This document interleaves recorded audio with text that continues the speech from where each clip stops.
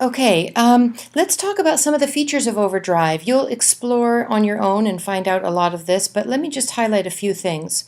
First of all, there are different ways to search up above here, search by subject. Collections are just things that OverDrive has put together that they think might be interesting. And then you can search by reading level as well. I find that it's easier, I think, to use the search filters that are along the side. So especially if you're looking for students, you might choose to go by interest level, you might choose to go by Lexile, or this one called text difficulty to help them narrow down. So I think that's a particularly handy feature.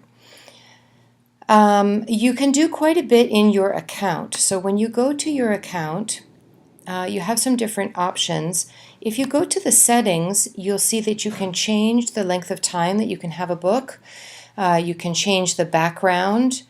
So some different things there. It kind of gives you your status here. It will let you know if you're holding any books. So if you see a book that is checked out and you'd like to have it, you can hold it and you'll get a notice. I don't see anything checked out here. But it will give you a notice when the book is ready for you to borrow. Over here, there's a little thing called additional titles to recommend. If you're searching for something, like let's say I'm interested in historical fiction, it will recommend other titles that we don't have in our collection yet.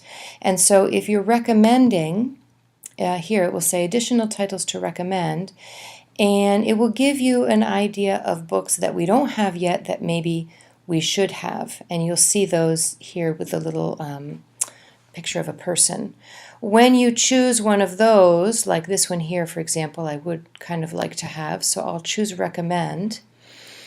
It says, okay, put me on hold, and I fill out this form and give my date and recommend, and it will come to me, the librarian, so I can see that, yes, somebody out there would like this book and maybe we should buy it. The other thing you can do is maybe you've got a whole bunch of books in your checkout and you still see some others that are interesting. So you can choose the book and say add it to my wish list. And when it goes to your wish list, it just means that it's a book that you are interested in.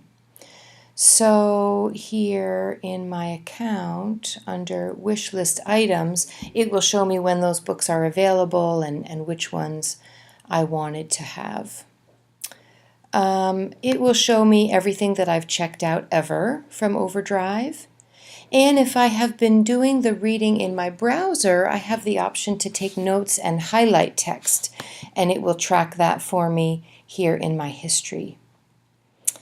And here in my lists, I have my wish lists. Alrighty. So anyway, there's quite a bit that you can do in terms of personalizing this and making it really geared toward what you want and keeping track of your books and things like that.